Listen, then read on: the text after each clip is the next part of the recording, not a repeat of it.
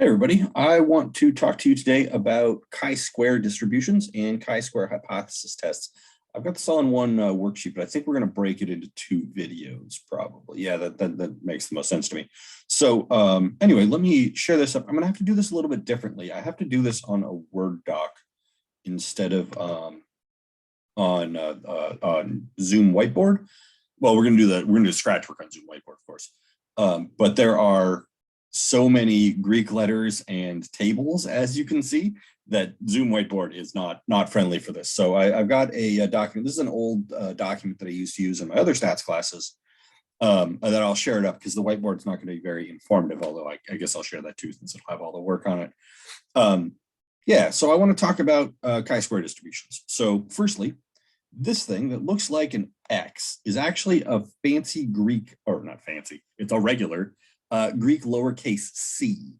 And this distribution is called a chi-square distribution. I don't know why it's chi-square instead of chi-squared, but it's chi-square. I don't know. Anyway, you say this like this, like chi, right? And it's spelled chi, but it's pronounced chi. Anyway, so here's the idea of chi-square tests. We're going to do three different kinds of them. Sort of four, but really just three. And the basic idea goes like this. We want to generalize 2-prop z tests because 2-prop z only allows for like two options, right? Yes or no, heads or tails, right? It has to be binomial, like just success and failure is all you've got. Chi-square, on the other hand, handles categorical variables with any number of categories, right? So we can see, for instance, I've got some categories here, right? So eye color: blue, green, light brown, dark brown, or black. By the way, this is not how people actually classify eye color. It's significantly more complicated than this, believe it or not. I looked it up for this problem, but we're just going to use the simplified version.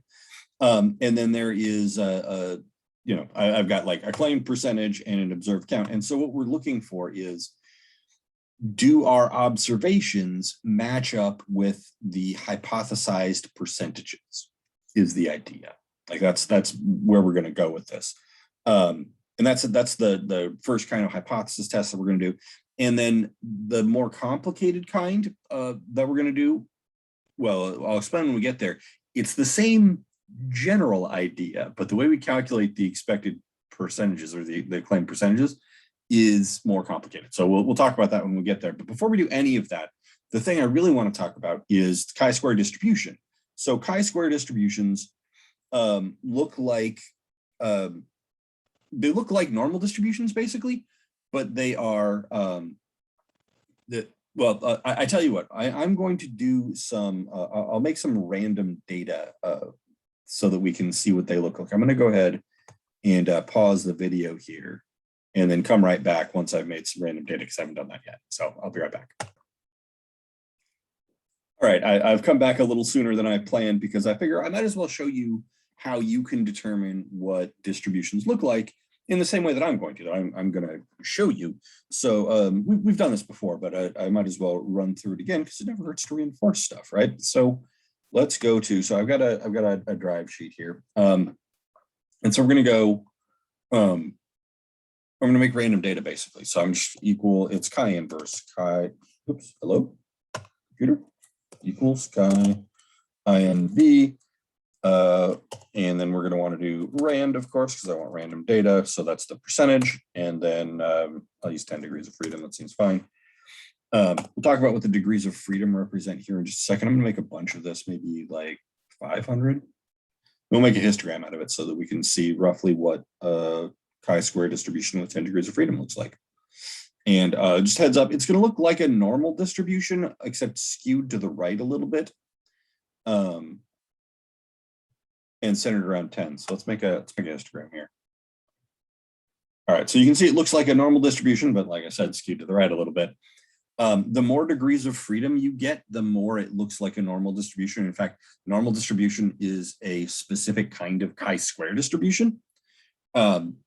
We're not even going to worry about that. That'll be maybe relevant once we get into the third type of hypothesis test that we're going to be doing. But you can see, so the mean is, it's around 10, actually. Like I know that the mean looks more like it's around 9 here, but the mean of this distribution is actually 10. And its standard deviation here, let's go back over to this. So the mean is equal to the number of degrees of freedom, which we'll talk about what those are in just a second. And then the standard deviation is the square root of 2 times the degrees of freedom. So for the one we just did, it's the square root of 20, or about 4.42, I think, something like that. Yeah, that'd be 2 root 5, right? So 2 times 2.21, yeah. So 4.42. So that is what it would look like with 10 degrees of freedom. Let's do the same thing, but with let's say like 20 degrees, or let's do like 50 degrees of freedom, because that'll look very normal. So let's go back to the top here. So this is going to be 50 equals inverse rand 50 degrees of freedom. It's going to be centered around 50, and it's going to be much more spread out. It's going to be have a standard deviation of 10, because that's 2 times, square root of 2 times 50. And I probably didn't need 500 of these, maybe 300 or so would have been fine, but I just wanted to, I just want to get a good representation of that. All right, so that, oh yeah, sorry. It looks like it redrew this one, but it didn't. This is drawing that one again. I'm gonna go ahead and make a histogram here. So same thing, you can see it's centered nearer to 50.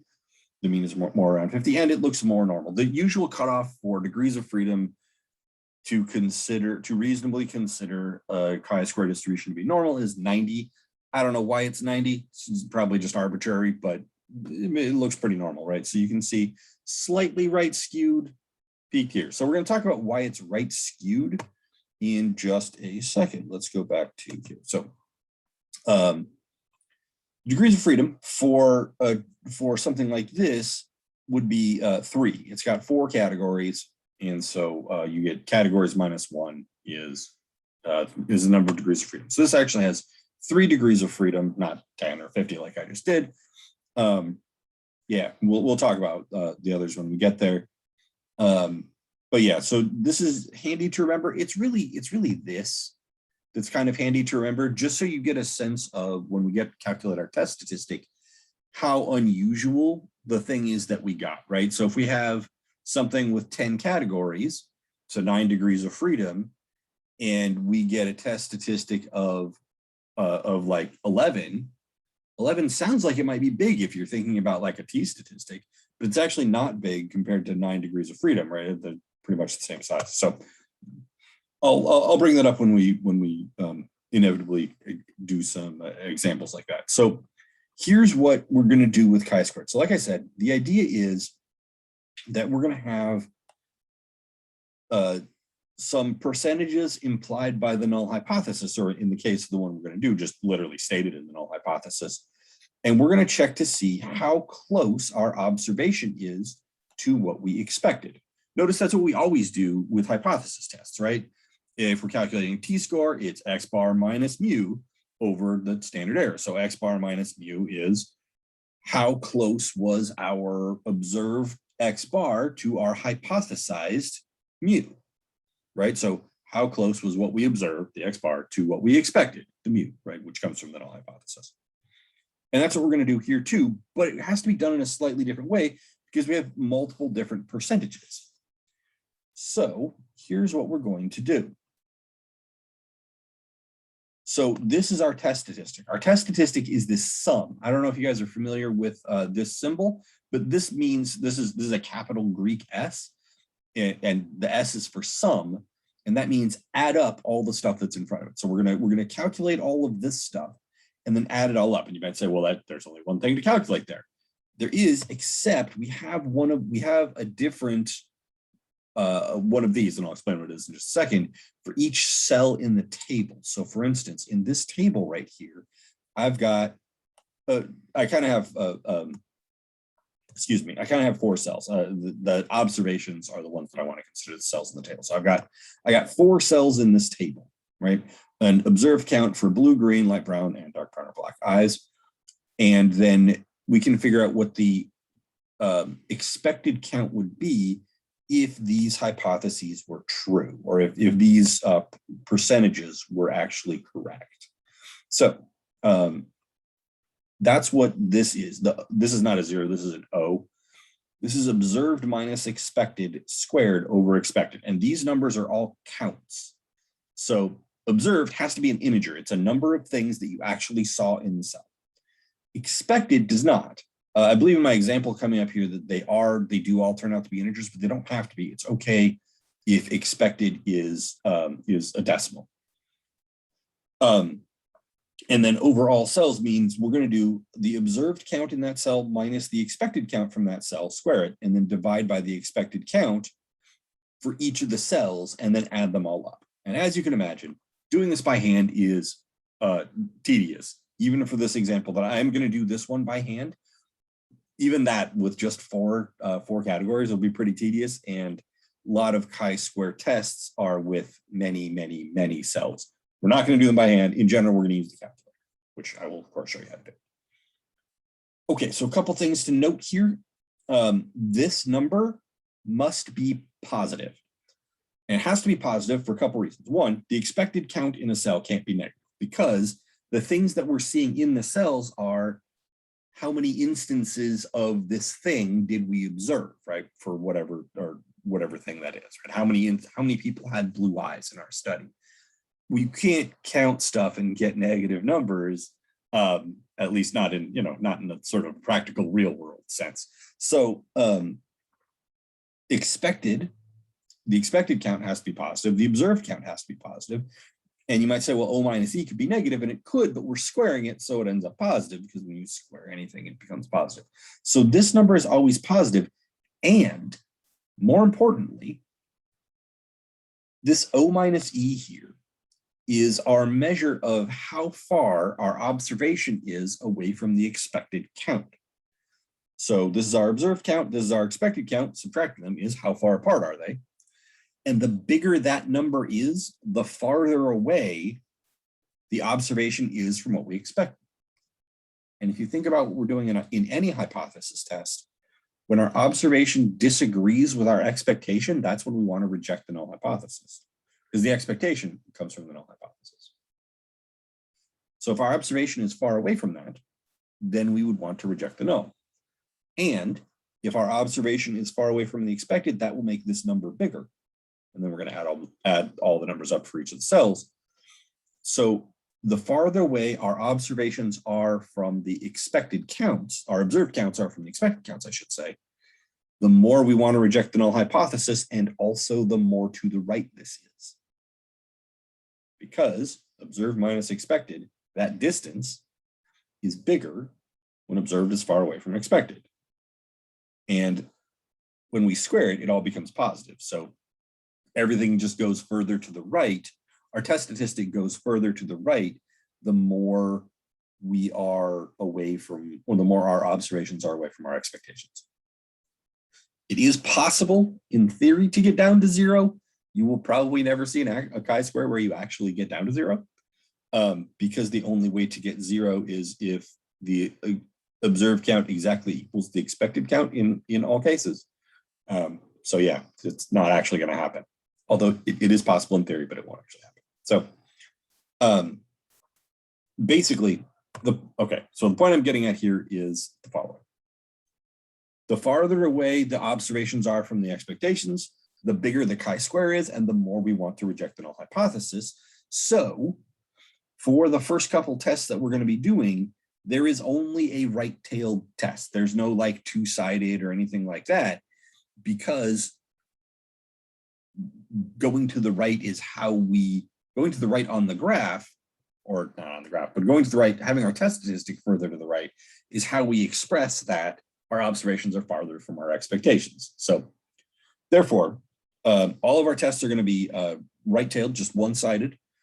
And that's how we're going to calculate our p-values, is always going to the right in these first few tests. There's a chi-square CDF, and there is a chi-square test in the calculator. So let's go look at that. Calculator, where are you at? Here. No, I don't want to help you. What happened? What happened now? I don't know why it shut the calculator off. Let's do this. Okay, great. Oh, I see it. It closed the warning window that it was attempting to share. So let's get the calculator all primed up here.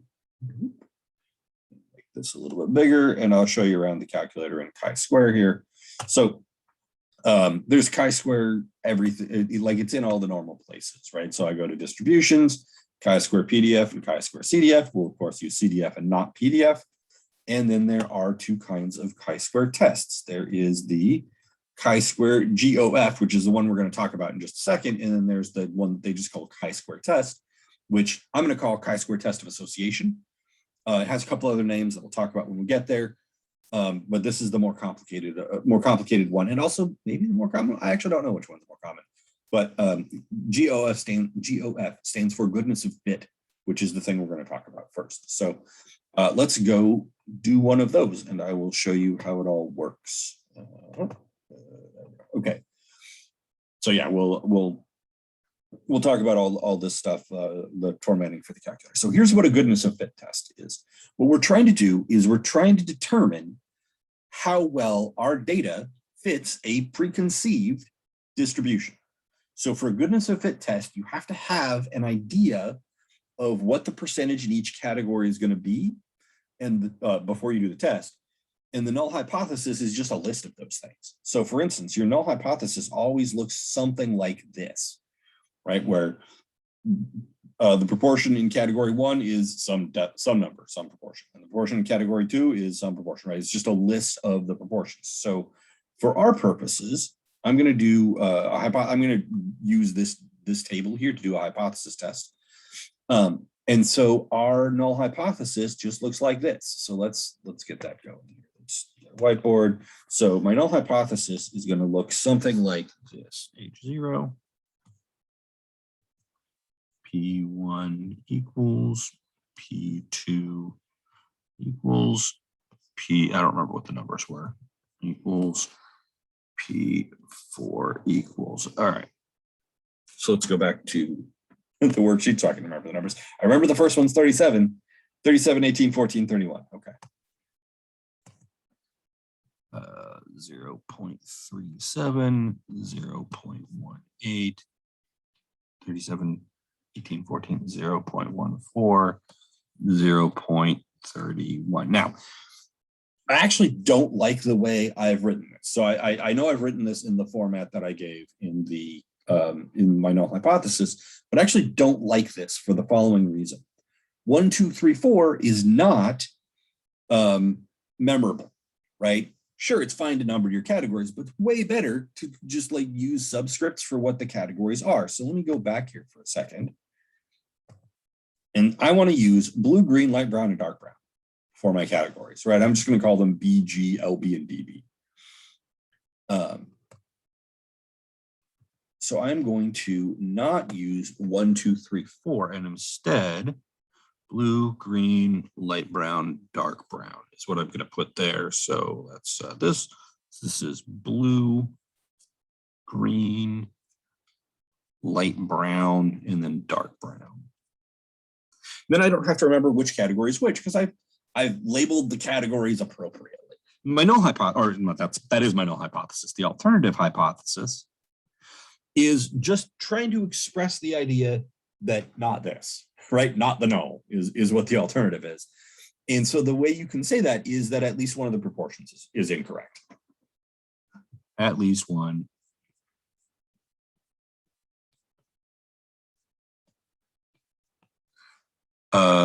Proportion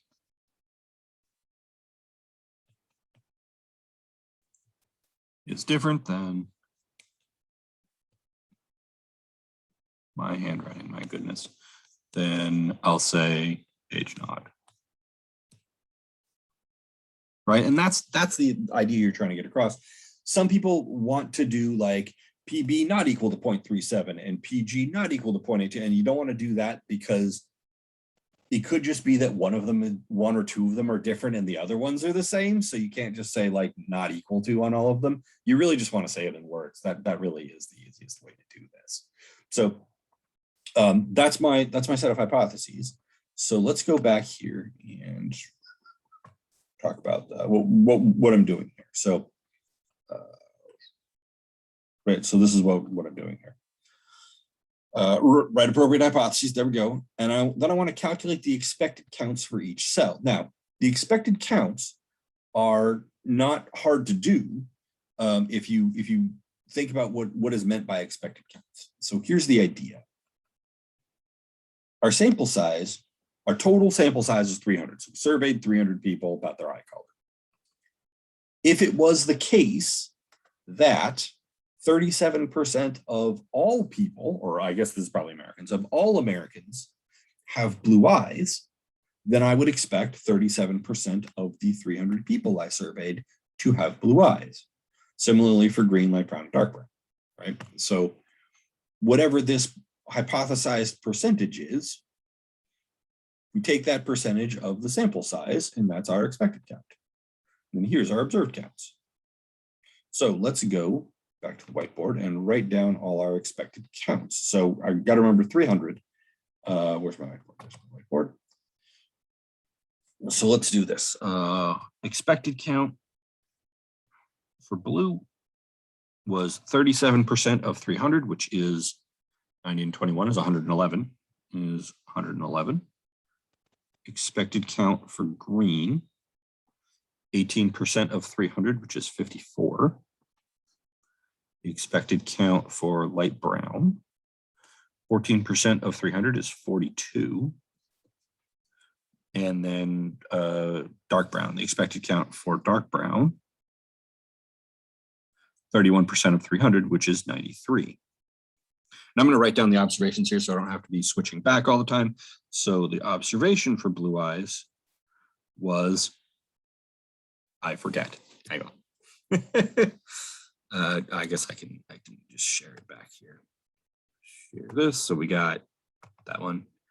97, 59, 56, 88. Let's see if I can remember that. 97, 59, 56, 88. So we got 97, 59, 56, and 88. Okay, so this is observed for green, the old OGI color. Observed for light brown, and then observed for dark brown. And those are the E's and the O's in the formula that we used before, which I'll write down. I'm going to do this on a new page, obviously. So we're going to do this. So we're going to say that our chi-square test statistic, so chi-square is equal to the sum over all the cells of observed minus expected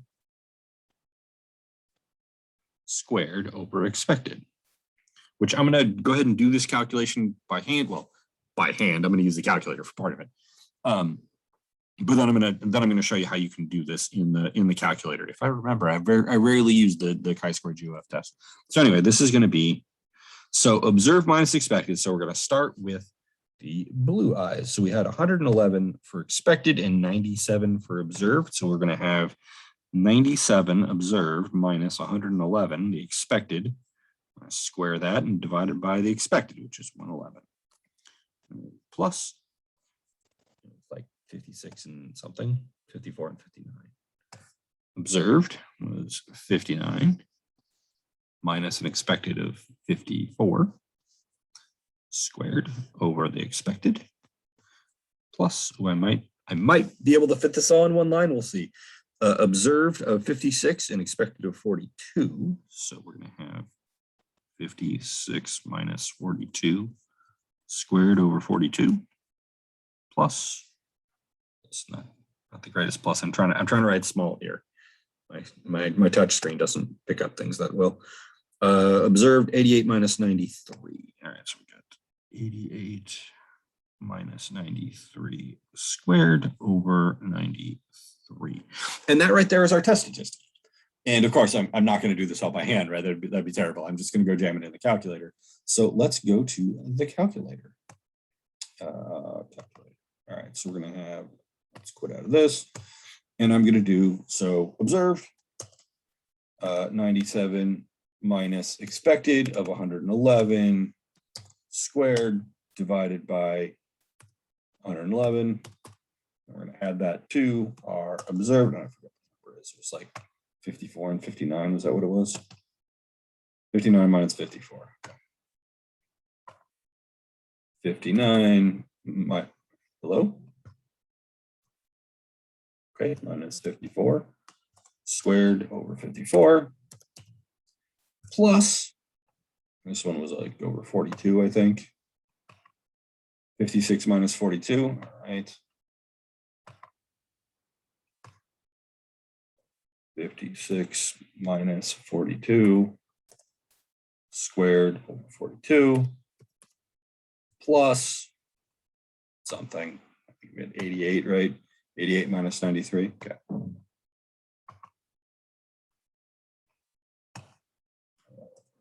$88 minus 93 squared over 93.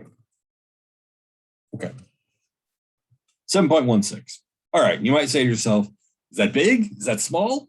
How would I know? Well, remember, the degrees of freedom here is the number of categories minus 1. We have 4 categories, so the degrees of freedom is 3, and this number is 7, or degrees of freedom is equal to the mean. This number is 7, so it's somewhat bigger than the mean. Not tremendously so, but somewhat. So let's go back to the whiteboard for a second. All right, so this is about equal to 7.16. All right, let's do a quick sketchy of the curve here. So it's going to look like this. Looks like a sort of squished normal distribution that heads off to the right. This is chi squared with 3 degrees of freedom.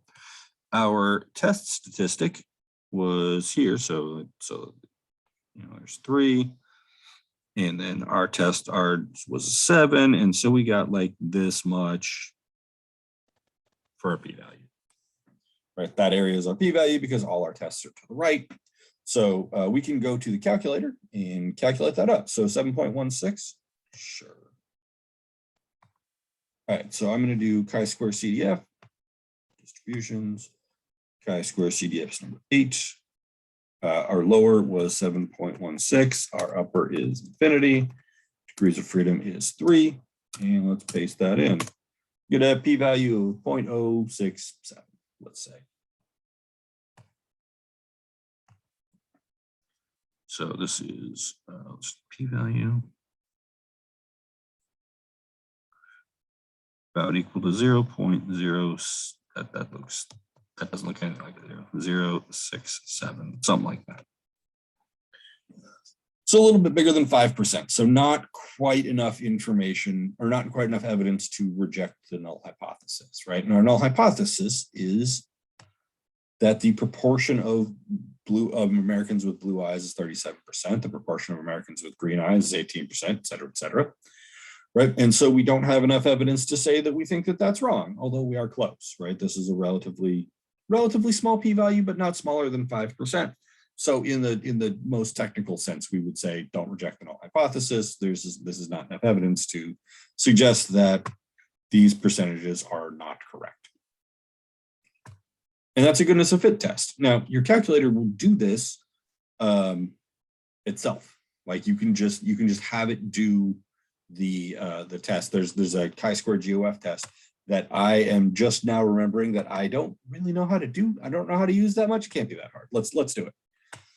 I so rarely end up using this thing. So chi-square GOF. It's not even in all the calculators, by the way. Your calculator might not have, like if you have an actual physical calculator, it might not have this. Of course, if you're using the TI Smart View, you're just using this calculator. So, okay, so it wants us to put the observed counts in one column and the expected proportions probably in the other one. Let's go do that. So we're going to quit out of here.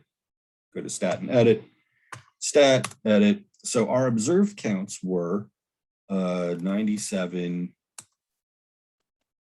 59. I think it's 59, 42, and 93. Is that right?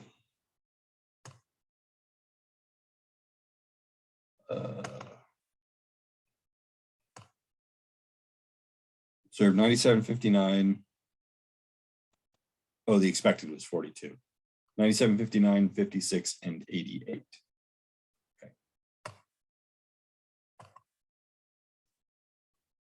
56 and 88. Those were our observations. And then our expectations were 111, 54, 42, and 93. I bet it probably wants the percentages, but let's see here. Let me make sure that's the wrong thing to share. Let's make sure I at least got those numbers right. 54, 42, and 93, which is 37, 18, 14, and 31%. Okay. All right, let's see if it likes that. So we're gonna quit out of here, go to stat tests, chi-square tests, or GOF tests, excuse me, observed, expected, I have those in the right places. Degrees of freedom, you should be able to tell that, calculator. There are four things in there, so degrees of freedom is 3. Let's calculate it up. And indeed, there we go. 7.16, and then same p-value, of course. CNTRB stands for contribution. So this is the contribution by each cell to the total. So what this does is by going through these, you can see where the difference was, right? So the contribution from the first cell, that was the blue eyes, 1.76 out of the 7.16. Contribution from the second cell, 0.463 out of the 7.16, right? So this is a smaller contribution. The majority of the contribution came from the third cell, which was the one that was 42 and 56, right? So this is where the big difference came in, right? These were 14 apart.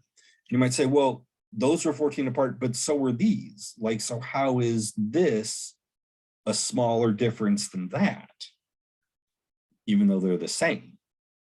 And the answer is that with this larger number for the expectation, a difference of 14 is relatively smaller, right? Relative to the 111, a difference of 14 is not as big as it is relative to 42.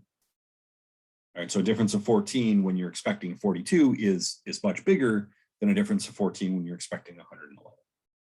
Right, just relative to expectations, that difference is larger. So this contributes more to the overall total.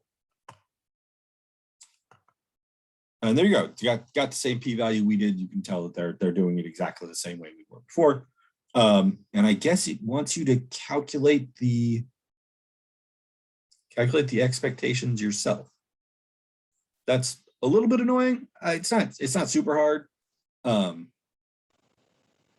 Yeah, it's not super bad. You can just do that yourself. In the way that we said, right? Take a percentage of the sample size. Take the percentage of the sample size that is expressed in the null hypothesis, and that's your expectation. Okay, so that's kind of it. Chi-squared goodness of fit tests are not super complicated. You're really just using these claimed percentages or these hypothesized percentages along with the sample size to calculate expected counts, and then comparing your observed counts to those expected counts. And you compare them in this way, right? This is our mechanism for comparing observed to expected, and then we add them all up from each cell, get our chi-square test statistic, and then use chi-square CDF or chi-square GOF test, or whichever one you like, to calculate a p-value and draw the usual conclusion from the p-value. All right, so we did this, and then we did this. Hey now, there's no way I had that wrong. There. All right, we calculated our p-value. So that's the most basic kind of chi-square hypothesis test. I think I'm going to go ahead and stop the video here because the next one is going to be pretty long. So I'm going to go ahead and stop here and pick it up in the next video. All right, I'll see you then.